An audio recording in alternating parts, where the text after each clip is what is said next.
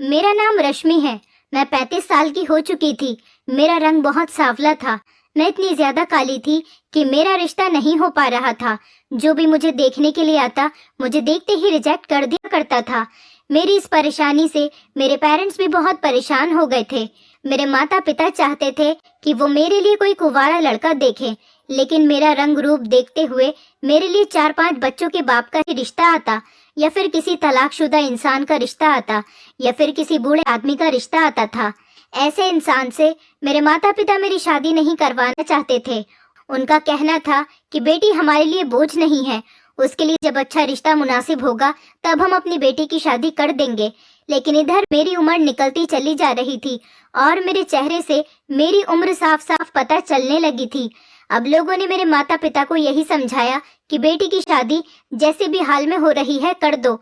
आपकी बेटी की शादी की उम्र निकलती जा रही है, आने वाले टाइम में आपको इस तरह के भी रिश्ते नहीं मिलेंगे। यही सोचते हुए मेरे पेरेंट्स ने एक ऐसे इंसान का रिश्ता एक्सेप्ट कर लिया जिसकी जवान 2 बेटियां और एक बेटा भी था। मेरे पिताजी बहुत ही सीधे आदमी थे। एक आदमी ने उनको मेरे इस रिश्ते के बारे में बताया था। अब मेरे पेरेंट्स को यही फिक्र लगी रहती थी कि कहीं आने वाले टाइम में हमारी बेटी के लिए और भी ज्यादा बुरे बुरे रिश्ते ना आने लगे। जिसने मेरा रिश्ता बताया था वो मेरे पिताजी का कोई जानने वाला था।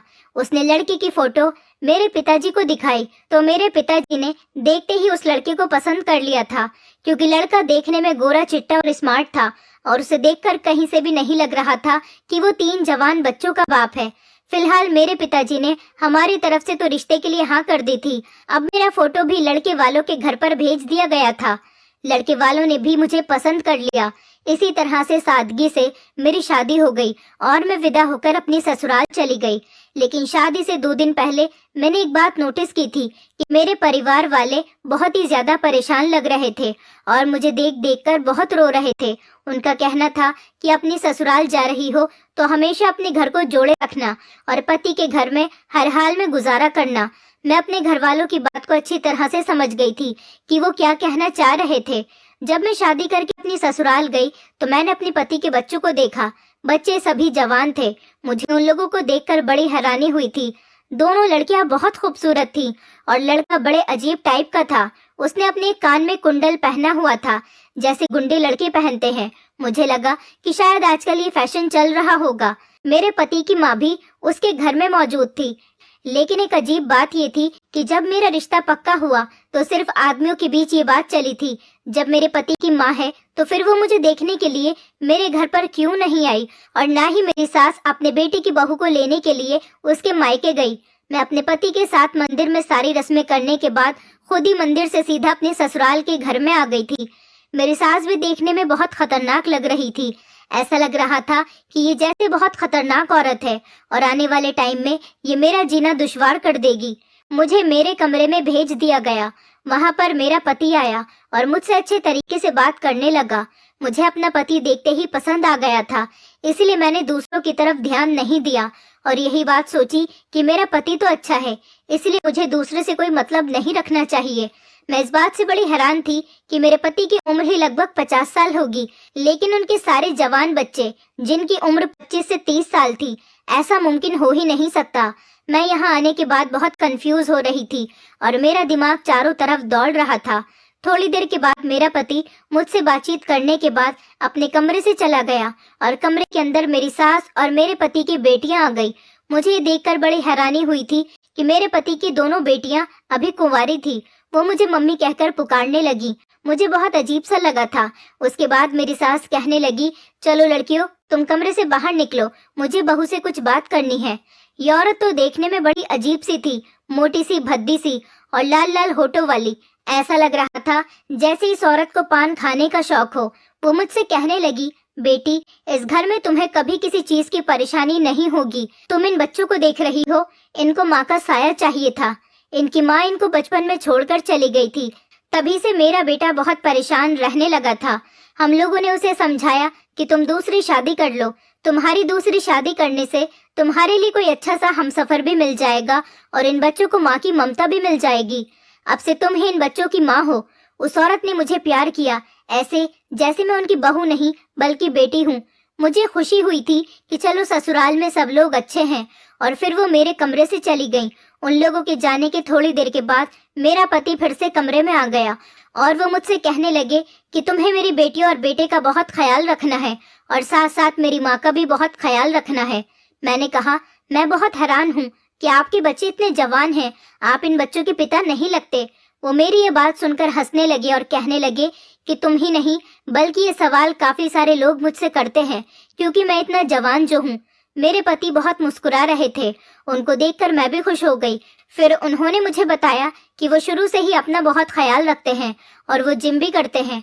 उन्होंने सारी जिंदगी जिम करने में ही गुजार दी, जिसकी वजह से वो इतने जवान नजर आते हैं। जो लोग अपने शरीर पर ध्यान देते हैं वो लोग कभी सारी जिंदगी बूढ़े नहीं होते। मैं अपने पति की ये बात सुनकर बहुत इम्प्रेस हो गई थी। तब मेरे पति ने कहा कि मैं तुम्हें भी जवान कर दूंगा। वक्त के साथ साथ तुम बूढ़ी होने के बजाय और भी ज्यादा खूबसूरत होती जाओगी। मैंने अपने पति से कहा कि मैं कैसे खूबसूरत हो सकती हूँ, कहा मैं काली सांवली सी और कहा आप गोरे चिट्टे से। मेरे पति ने कहा, ऐसी बातें मत करो, तुम मुझे बहुत पसंद आ गई हो। गोरे काले से क्या होता है, इंसान की सीरत अच्छी होनी चाहिए। मैं उनकी इतनी प्यारी बातें सुनकर बहुत खुश हो गई थी। मेरे पति की बेटियां भी बहुत खूबसूरत थीं। मेरे पति सच में बहुत ज्यादा नौजवान लगते थे, पर बूढ़े इंसान में कोई ना कोई बीमारी तो जरूर होती है, कोई ना कोई ऐसी परेशानी होती है कि जिससे उसकी उम्र की पहचान हो जाती है। लेकिन मेरा पति तो बिल्कुल ही जवान दिखता था, वो बहुत एक्टिव था। मेरे पति की ये दूसरी शादी है तो फिर वो अपनी पहली शादी पर कितना खूबसूरत और कम उम्र का होगा। फिलहाल मैंने इस बात को इग्नोर कर दिया था। अब मुझे अपनी ससुराल पर ध्यान देना था। वो एक सपनों भरी रात थी जो मैंने गुजारी थी। सुबह हुई तो दरवाजे पर दस्तक होने लगी। मैंने जाकर दरवाजा खोला तो मेरी सास सामने खड़ी हुई थी। उनके हाथ में एक बड़ी सी ट्रे थी और वो मेरे लिए कमरे में नाश्ता लेकर आई थी। मैंने कहा कि आपको परेशान होने की क्या जरूरत थी, फ्रेश होने के बाद मैं खुद आ जाती किचन में नाश्ता बनाने के लिए। मेरी सास कहने लगी, अरे नहीं नहीं बहू, नई नई बहू से इतनी जल्दी किचन का काम करवाना अच्छा नहीं लगता। मेरे पति भी सोकर उठ गए थे और हम दोनों ने साथ बैठकर नाश्ता किया। मैंने अपने पति से कहा कि आज हमारी शादी का पहला दिन है, आज हम लोग कहीं घूमने चलते हैं। मेरे पति ने कहा, बताओ कहाँ जाओगी? मैंने कहा कि मैं अपने मायके जाना चाहती हूँ। मेरे पति ने कहा, शायद तुम्हें ये बात पता नहीं है, तुम्हें तुम्हारे माता पिता ने ये बात नहीं बताई कि तुम अपने मायके में किसी से भी नहीं मिल सकती। ये बात सुनकर मैं हैरान हो गई थी। मुझे लगा कि वो शायद मजाक कर रहे हैं। मैंने कहा, ऐसा नहीं हो सकता। मेरे पति कहने लगे कि ऐसा ही है, अब तुम्हारी शादी यहाँ हो गई, इसलिए तुम अपने किसी भी रिश्तेदार या अपने मायके वालों से कोई कांटेक्ट नहीं रखोगी। अब मैं समझ गई थी, यही वजह है कि जो मेरे घर के सारे लोग शादी से कुछ दिनों पहले बहुत परेशान नजर आ रहे थे और मुझे देख देख कर बहुत रो रहे थे। मेरी विदाई पर भी मेरा पूरा परिवार बहुत रो रहा था और तभी वो बातों बातों में मुझे ये बताने की कोशिश कर रहे थे कि अब तुम्हारे साथ सारे रिश्ते खत्म हो गए। मेरी ये समझ में ही नहीं आ रहा था कि क्या ऐसा करने की ये शर्त मेरे माता पिता की थी या फिर मेरे अपने पति की। जब मैंने अपने पति से ये सवाल किया तो उन्होंने कहा कि मैंने इसी शर्त पर तुमसे शादी की है क्योंकि तुम्हारी कहीं शादी भी नहीं हो रही थी और तुम्हारे घर वालों ने आसानी से खुशी खुशी मेरी ये शर्त एक्सेप्ट भी कर ली थी। ये बात सुनकर मेरे दिल को बहुत ठेस पहुंची थी। लेकिन फिर थोड़ी देर के बाद मेरे पति के मोबाइल पर किसी की कॉल आने लगी। वो किसी से फोन पर बात करते हुए कह रहे थे कि रिश्ता तय होने पर हमारी ये शर्त पहले से ही पक्की हो गई थी। मेरे पति फोन पर बहुत बहस कर रहे थे। मैं समझ गई थी कि ये कॉल जरूर मेरे घर से ही आई होगी। मैं अपने पति के आगे खड़ी हो गई और कहने लगी कि प्लीज एक बार मेरी बात करवा दो। मेरे पति ने मेरी तरफ देखते हुए कॉल पर कहा कि आज के बाद मेरे मोबाइल पर किसी की कॉल नहीं आनी चाहिए। अगर फोन किया तो आपकी बेटी को तलाक देकर आपके घर वापस भेज दूंगा। ये कहकर उन्होंने कॉल काट दी। मैंने कहा, आपने ऐसा क्यों किया? मैं मिलने नहीं जा सकती पर एक बार फोन पर बात तो कर सकती थी। मेरे पति ने कहा, तुम्हारे घर वाले भी मुझसे यही बात कह रहे थे, लेकिन हमारी शर्त ये थी कि शादी के बाद तुम अपने घर वालों से या अपने किसी रिश्तेदार से भी किसी तरह का कोई कांटेक्ट नहीं रखोगी। फिर अब तुम्हारे माता पिता इस बात को भूल कैसे गए? उन्हें अब मेरे इनकार करने पर कोई एतराज नहीं होना चाहिए। अगर वो लोग अपनी बेटी को खुश देखना चाहते हैं तो फिर खामोश रहें और तुमसे बात करने की कोई कोशिश न करें, यही उनके लिए बेहतर होगा। अपने पति का ऐसा रूप देखकर मैं बहुत ज्यादा डर गई थी। मेरे पति ने कहा कि इस घर में मेरी माँ है, मेरी बेटियां हैं और एक बेटा है। तुम उन सब के साथ रहो और उनका ख्याल रखो, यही तुम्हारा कर्तव्य है। मैंने कहा, जो एक पत्नी का फर्ज होता है मैं वो सब कुछ करके दिखाऊंगी, लेकिन एक बेटी को अपने माता पिता से अलग ही लगाव होता है, कोई उनकी जगह नहीं ले सकता। आप प्लीज एक बार मेरे माता पिता से मेरी फोन पर बात करवा दो। मैं आपका ये एहसान जिंदगी भर नहीं भूलूंगी और आज के बाद कभी उनसे बात करने की जिद भी नहीं करूंगी। आपने उनसे इस तरह से बात की, उन लोगों को कितना बुरा लगा होगा। मेरे पति ने मेरी कोई बात नहीं सुनी और मैं रोती हुई खामोशी से कमरे के अंदर आ गई। रो रो कर मेरा बुरा हाल हो गया था। पहले ही दिन मेरे साथ ऐसा किया तो आगे मेरे साथ ये लोग क्या करेंगे। फिर थोड़ी देर के बाद मेरा पति कुछ सोचता समझता हुआ कमरे के अंदर आया और मुझे चुप करवाने लगा। कहने लगा कि तुम परेशान मत हो, मैं तुम्हारे पेरेंट्स से तुम्हारी बात करवा दूंगा, बल्कि तुम्हारी मुलाकात करवा दूंगा, लेकिन अभी नहीं, सही समय आने पर। जब सही समय आ जाएगा तो मैं तुम्हें उनसे मिलवाने के लिए ले जाऊंगा। मैंने अपने पति से कहा कि लेकिन ऐसा कब होगा? तो उन्होंने कहा, मैंने कहा ना कि जब सही समय होगा तो मैं तुम्हें खुद लेकर जाऊंगा। बस तुम मेरे परिवार के सदस्यों का ख्याल रखो, मुझे किसी काम से बाहर जाना है, बहुत जरूरी काम है। मेरे पति ये कहकर घर से चले गए थे और मेरी सास मेरे पास आकर बैठ गई थी, जैसे वो मुझसे कुछ बातें करने के लिए मेरे पास बैठना चाह रही हूँ। मेरी सास ने मुझे बातें करने में बिजी कर लिया। फिर कुछ देर के बाद वो मेरे पति की बड़ी बेटी से कहने लगी, जाओ, तुम्हारी मम्मी ने रो रो कर अपना बुरा हाल कर लिया, इसके सर में दर्द हो गया होगा, इसके लिए एक कप चाय बना दो। मेरे पति की बड़ी बेटी किचन में चाय बनाने के लिए चली गई थी, उसके पीछे दूसरी बेटी भी चली गई थी। मैंने बहुत मना भी किया था कि अभी मैंने नाश्ता किया है, अभी मेरा चाय पीने का मूड नहीं, लेकिन उन्होंने जबरदस्ती मेरे लिए चाय बनवा ली और वो चाय का कप मुझे देकर कहने लगी, लो ये चाय पी लो। मैं उनसे बहुत मना कर रही थी क्योंकि मेरा कुछ भी खाने पीने को मन नहीं कर रहा था, तो फिर मैं बेवजह चाय क्यों पीऊं।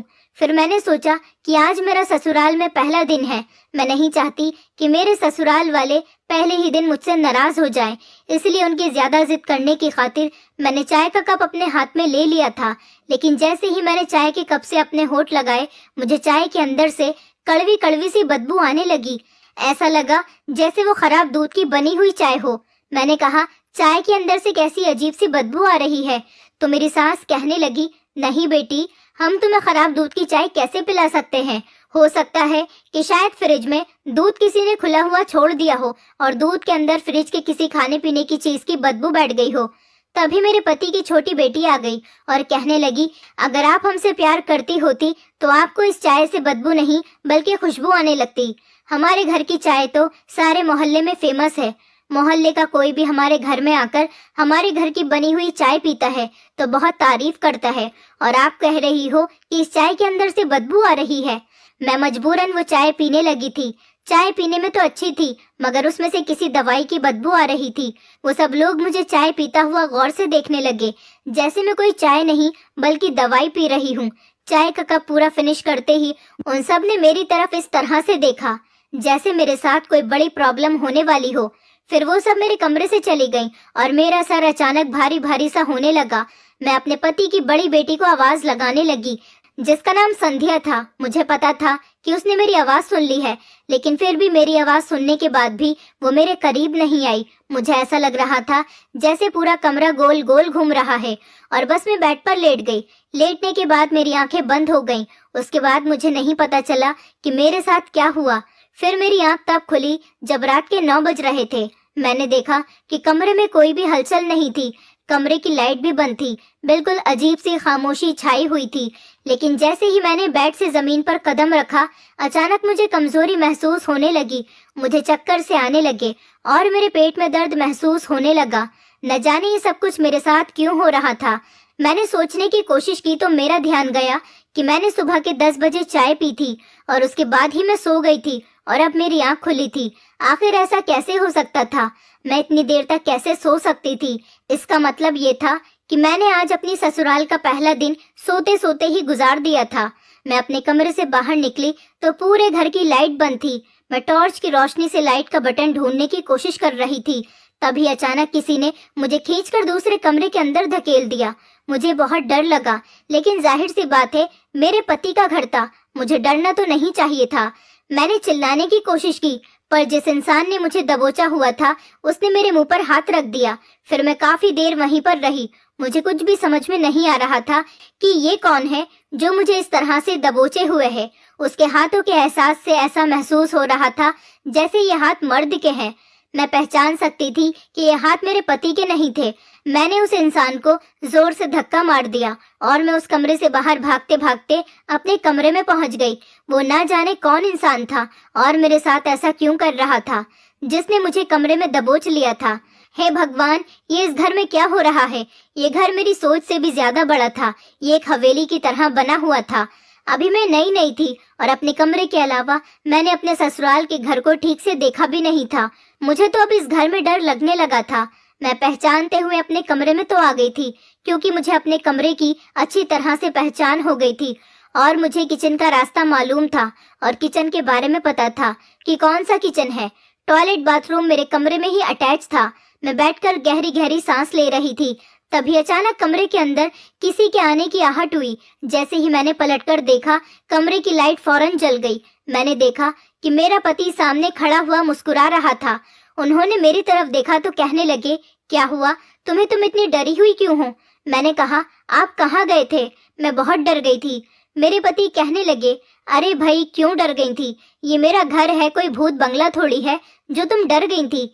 मेरे पति अंदर आते हुए कहने लगे, मैं तो तुमसे कहकर गया था मुझे कुछ काम है, मैं थोड़ी देर में आ जाऊंगा, पर जब मैं आया तो तुम सो रही थी।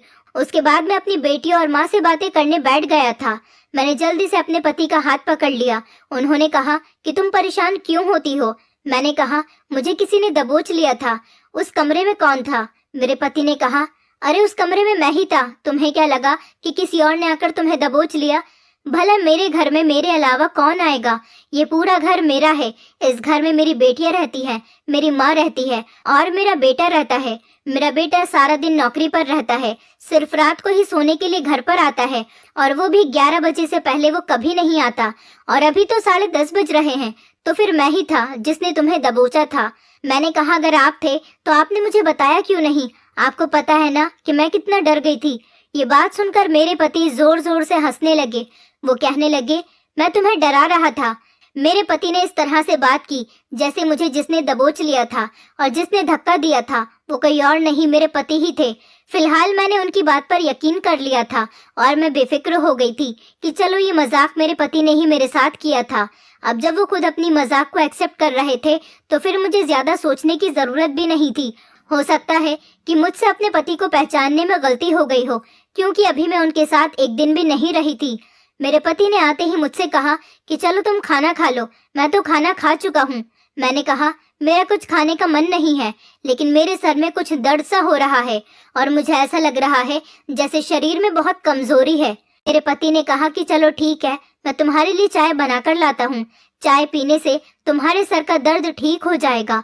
मैंने अपने पति से कहा कि नहीं, मैं इतनी ज्यादा चाय नहीं पीती, मेरा चाय पीने का मन नहीं कर रहा।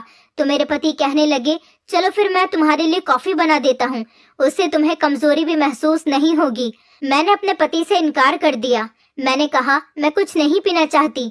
पर अजीब बात ये थी कि मेरा पति भी मेरे लिए जबरदस्ती कॉफी बनाकर लेकर आया। मैंने कहा, मैं कुछ नहीं खाना चाहती और ना ही कुछ पीना चाहती हूँ। न जाने क्यों ससुराल में आने के बाद मुझे भूख प्यास कुछ भी नहीं लग रही थी। मेरे पति ने कहा, मुझे तुम्हारी कोई बात नहीं सुननी, तुम अपनी सेहत का ख्याल रखो, इसलिए मैं तुम्हारे लिए कॉफी बनाकर लाया हूँ। तुम्हें मेरे हाथ की बनी हुई कॉफी पीनी ही पड़ेगी। मुझे अपने पति की ये बात बहुत अजीब लगी थी, लेकिन फिर मैंने कॉफी पी ली और वैसा ही हुआ जैसा मेरे साथ आज सुबह हुआ था। मेरी आंख लग गई और मैं अगले ही दिन सोकर उठी। अब लगता था जैसे ये कोई कॉफी नहीं थी, बल्कि ये कोई ऐसी चीज थी जिसे पीकर मुझे नींद आ गई थी। जब मैं सुबह सोकर उठी तो मुझे बहुत गुस्सा आ रहा था, क्योंकि अब की बार जब मेरी आंख खुली तो सुबह के 10 बज रहे थे। मैं इतना ज्यादा कैसे सो सकती थी? बस यही सोच सोच कर मेरा दिमाग खराब हो रहा था। अब इतनी नींद तो इंसान को नेचुरली तौर पर तो नहीं आ सकती। मैं खामोश हो गई थी और मैं जान गई थी कि मुझे ये लोग कुछ न कुछ तो ऐसा मिलाकर पिला रहे हैं जिसकी वजह से मुझे इतनी ज्यादा नींद आ रही है और मेरे अंदर कमजोरी का एहसास बढ़ता चला जा रहा है। मैंने सोच लिया था कि अब मुझे किसी की दी हुई कोई चीज ना तो खानी है और ना ही पीनी है। मैं खुद अपने हाथ से बना हुआ खाना खाऊंगी। मैंने ऐसा ही किया। अगले दिन सुबह जब मैं उठी तो मैंने सारे घर के काम खुद कर लिए थे, क्योंकि घर में हमेशा की तरह अजीब सी वीरानी और खामोशी छाई हुई थी। इस खामोशी में किसी से मैं आखिर क्या बात कर सकती थी। मेरी सास और बेटियां अपने कमरे से बाहर नहीं निकलती थी। मेरे पति और बेटा सुबह को नौकरी करने के लिए निकलते तो रात को ही घर में घुसते थे। इसी तरह से मेरे दिन गुजर रहे थे। लेकिन इन सब में एक अजीब बात ये थी कि इतना ध्यान रखने के बावजूद भी मेरी नींद का आना कम नहीं हुआ था। मैं जब भी सो रही थी इतना ज्यादा ही सो रही थी कि जिसकी कोई हद ही नहीं थी, और मेरी हालत दिन ब दिन अब बिगड़ती चली जा रही थी। मुझे इतनी ज्यादा कमजोरी होने लगी थी कि मैं किसी काम को करने के काबिल ही नहीं रही थी। बस मैं हमेशा यही दिमाग लड़ाती रहती कि आखिरकार मेरे साथ ये सब कुछ क्या हो रहा है।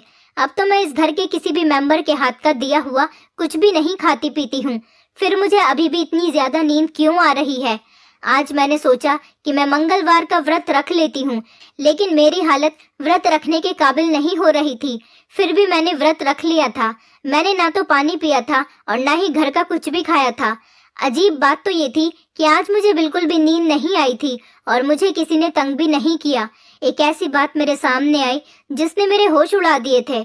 मैं अपने पति के आने का इंतजार कर रही थी, क्योंकि आज मैं जाग रही थी, वरना जब भी रोज मेरे पति काम से आते तो मुझे पता ही नहीं चलता था कि वो कब आए और घर में आने के बाद उन्होंने क्या किया।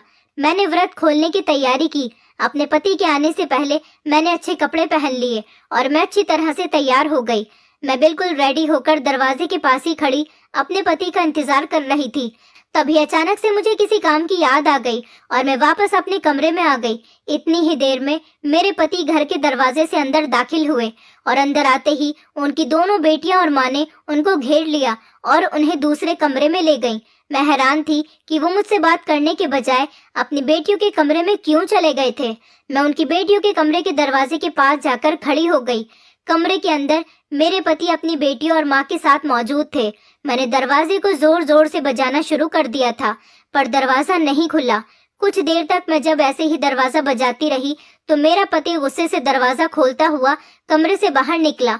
उनकी आंखों में मुझे गुस्सा साफ नजर आ रहा था। वो मुझे देखते ही कहने लगे, पागल हो गई हो क्या? इतनी जोर जोर से दरवाजा क्यों बजा रही हो? मैंने तुम्हें मना किया था ना कि तुम अपने कमरे से ज्यादा बाहर मत निकला करो। तुम यहाँ पर क्या कर रही हो? मैंने अपने पति से कहा, ये घर मेरा भी तो है, मैं इस घर के कमरे के अंदर ही क्यों रहूं? मेरे पति कहने लगे, बकवास बंद करो और अपने कमरे में जाओ। मैंने कहा, मुझे भी आप लोगों के साथ कमरे में बैठकर बातें करनी है। मेरे पति ने कहा, ये कमरा मेरी बेटियों का है और इस टाइम मैं अपनी माँ और बेटियों के साथ बातें करता हूँ। उन्होंने मुझे धक्का मारते हुए कहा कि जाओ अपने कमरे में, जब तुमसे बात करने का टाइम आएगा तो तुमसे बात करने तुम्हारे कमरे में चला आऊंगा।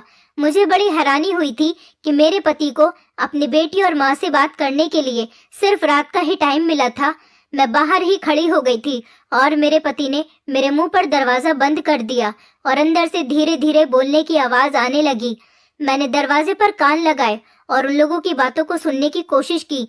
मेरे पति कमरे के अंदर कुछ कह रहे थे, लेकिन मेरी कुछ भी समझ में नहीं आ रहा था। फिर मैंने धीरे से खिड़की खोलने की कोशिश की।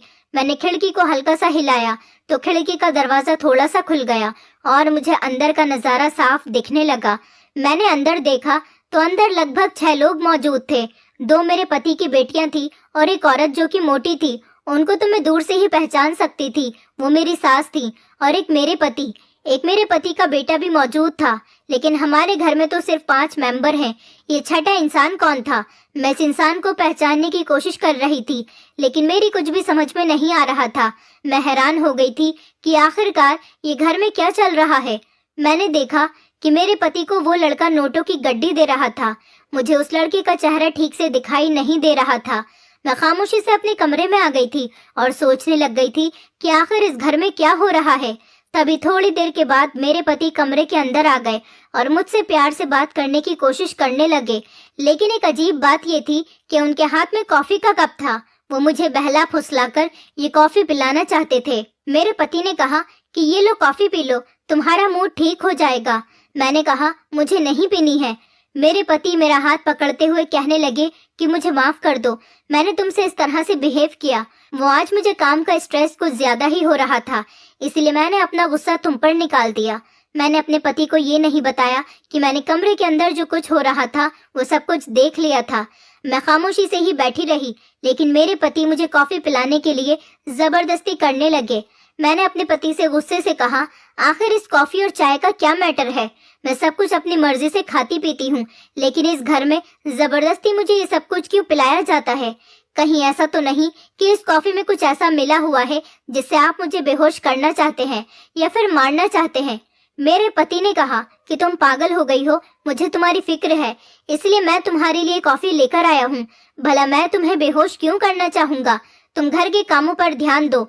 वैसे भी घर के कामों के लिए एक नौकरानी की जरूरत है। तुम कल से घर के सारे काम करोगी। तुम्हें ज्यादा फ्री रहने की आदत हो गई है, इसलिए तुम्हारे दिमाग में उल्टे सीधे ख्याल आने लग जाते हैं। मैं समझी थी कि मेरे पति शायद मुझे धमकाने के लिए सब कुछ कह रहे हैं, लेकिन फिर उन्होंने कहा कि तुम मुझे मजबूर करती हो ऐसी बातें करने पर। मैं तो तुमसे बहुत प्यार करता हूँ। मुझे पता है आज तुमने व्रत रखा हुआ है, मैं इसीलिए तुम्हारे लिए कॉफी बनाकर लाया था, लेकिन तुमने मुझे नाराज कर दिया। अब मैं तुमसे बात नहीं करूँगा। अपने पति की इतनी प्यारी बात सुनकर मेरा दिल नरम हो गया था और मैंने उनके हाथ से कॉफी का कप ले लिया और कहा कि आप परेशान मत हो, मैं ये कॉफी पी लेती हूँ। मेरी ये बात सुनकर मेरे पति बहुत खुश हो गए, लेकिन ये मेरी सबसे बड़ी गलती थी। मैंने जैसे ही कॉफी पी उसके बाद मुझे अजीब सा नशा चढ़ने लगा और फिर से मैं बेहोश हो गई। उसके बाद फिर मेरे साथ वही हुआ जैसा हर बार होता आया था। मैं अपने पति की बातों में आ गई थी। जरूर अब तो कुछ न कुछ गड़बड़ थी। मुझे अब गड़बड़ का एहसास होने लगा था। सुबह मेरी आंख अगले दिन 9 बजे खुली। मेरे पेट में बहुत दर्द हो रहा था और मेरा सर बहुत भारी भारी हो रहा था। अगले दिन जब मैं अपने कमरे से बाहर निकली तो मैं खामोश रही। मेरे पति काम पर जा चुके थे। मेरी सास ने मुझे घर के सारे काम करने के लिए कहा। उन्होंने कहा कि बहू, अब तुम्हारी शादी को काफी दिन हो गए। मैं चाहती हूँ कि अब घर की सारी जिम्मेदारी तुम अपने कंधों पर ले लो। मुझे घर के काम करने में कोई एतराज नहीं था, इसीलिए मैं खामोशी से सब कुछ करने लगी। मेरे पति की दोनों बेटियां जवान थीं, लेकिन वो घर के किसी काम को हाथ नहीं लगाती थीं और मेरी सास भी एक तरफ को बैठकर सिर्फ पान खाती रहती थी और उनकी नजर मुझ पर ही रहती थी। मुझे ये औरत शुरू से ही बड़ी अजीब लगी थी। इसे देखकर कहीं से भी नहीं लगता था कि ये मेरे पति की माँ है। एक दिन मैं कपड़े धो रही थी। मैंने देखा कि मेरे पति का बेटा मुझे बड़ी अजीब अजीब नजरों से घूर रहा था। उसको देखकर मुझे बहुत अजीब लगा, इसलिए मैंने अपने पेट को साड़ी से ढक लिया। आज मेरे पति के बेटे की छुट्टी थी और वो घर में ही मौजूद था। मैं किचन में खाना बना रही थी और मुझे एहसास हुआ कि जैसे किसी का हाथ मेरी कमर पर है। मैं घबराकर जैसे ही पीछे पलटी तो मैंने देखा कि मेरे पति का बेटा खड़ा हुआ था। वो मुझे देखते ही घबरा गया। उसके चेहरे का रंग उड़ गया था। मैंने कहा, तुम्हें क्या चाहिए और ये तुम कैसी हरकतें कर रहे हो? वो कहने लगा, मम्मी, मैं तो कुछ भी नहीं कर रहा, मुझे एक गिलास पानी चाहिए था, इसलिए मैं किचन में आया था। मैं जा रहा हूँ। ये कहकर वो किचन से बाहर चला गया। मेरा तो शरीर बुरी तरह से कांप रहा था। न जाने इस घर का माहौल कैसा था। मेरे पति की बेटियां भी अजीब अजीब तरह के कपड़े पहनती थीं। ऐसी लगती थी जैसे वो कोई हीरोइन है। इन कपड़ों से उनके शरीर के काफी हिस्से चमकते थे। एक दिन दरवाजे पर दूध वाला आया तो मैं दूध लेने के लिए दरवाजे पर चली गई। मैं जैसे ही दरवाजे पर गई तो गली में काफी सारी औरतें खड़ी हुई थी और आपस में मुझे देख देख कर बातें कर रही थी। दूध वाला तो दूध देकर चला गया था, लेकिन वो औरतें अभी भी मुझे घूर रही थी और वो मेरे करीब आ गईं। वो कहने लगी, तुम्हें हमने पहले कभी नहीं देखा इस घर में, क्या तुम यहाँ पर नई आई हो? मैंने कहा, आपका क्या मतलब है कि मैं नई आई हूँ? मैं इस घर की बहू हूँ।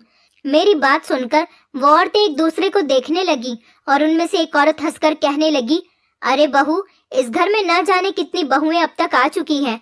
मैं उस औरत के आगे कोई सवाल करती, इतनी ही देर में पीछे से किसी ने मेरा हाथ पकड़कर अंदर की तरफ खींच लिया।